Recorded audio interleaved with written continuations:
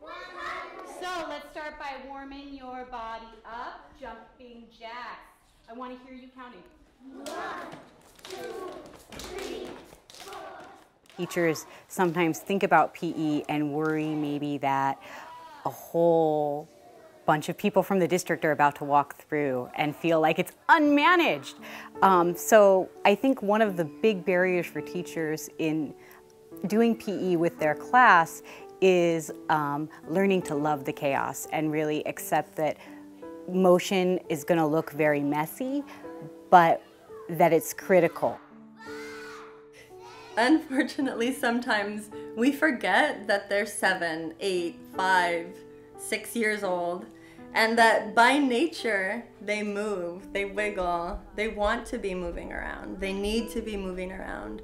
And so sometimes I catch myself saying, sit still, stop moving, when what I really could be doing was, okay, let's move around, or even better, changing my methodology. How am I delivering this lesson? How are they participating?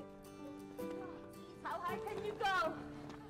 At El Dorado, we don't have a PE specialist, so PE is still important, and that means I have to find a way for my students to do it. So I talked to Lindsay about what ideas she has. I look in our closet to see what equipment we have. I have some PE manuals from the 70s, and I look through to see which ideas might work with my class. It's better that we try and have it fail than not try at all.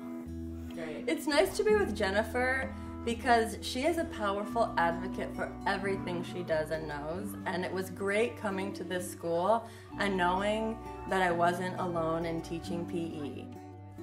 We teach it in very different ways, but that doesn't really matter. I think that's what our students need, is variety and feeling like there's more than one way to do something.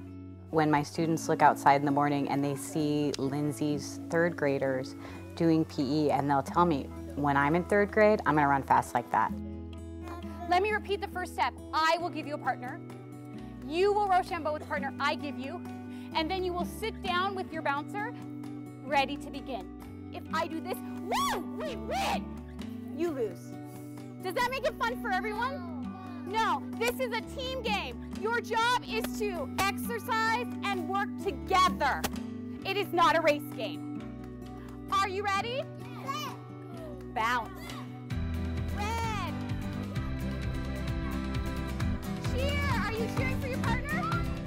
Are you spelling that? Physical activity is important to my students because I have very young students. And so part of human development is developing a sense of balance, developing hand-eye coordination, having strong core muscles so that you can sit up. For their academic work, they need these skills to succeed. My students write better when they can sit up tall because their abs are strong. They write more neatly when they have hand-eye coordination.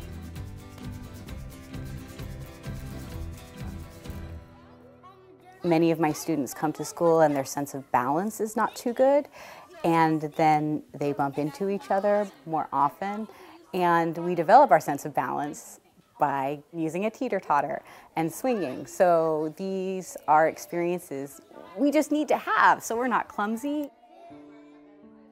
Especially for students whose behavior challenges are around maybe hyperactivity or inattention. It helps them find their own core and focus so that they can really perform in their academic work. So make your hands into a pond snail. This is your foot. Here is your shell. El Dorado is located less than a mile from a major Superfund site. We have an asthma spike in our neighborhood. We are also in a food desert, so many students are either experiencing food insecurity or it's just simply too hard for their families to regularly access healthy foods. So we have students who are obese or really just malnourished. Physical activity in Viz Valley is challenging. Part of the challenge is just geography. This is a very hilly neighborhood.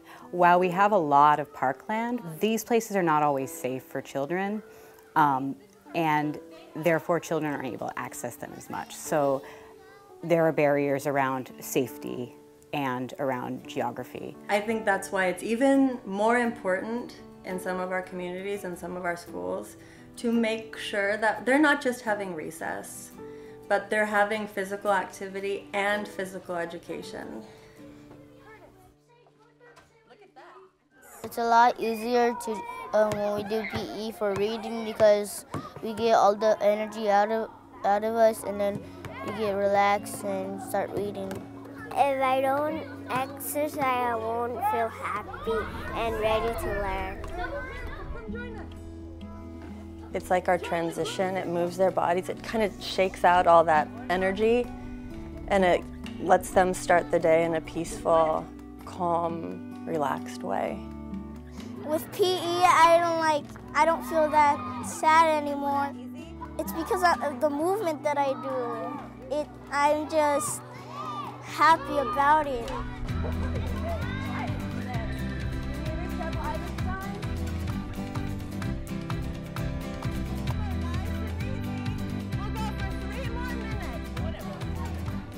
When I get to school, I feel so tired, but when we do PE, I just wake up.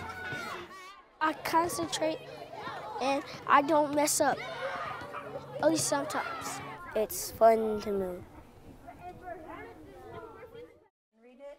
It's easy to hear that PE will help your students perform better.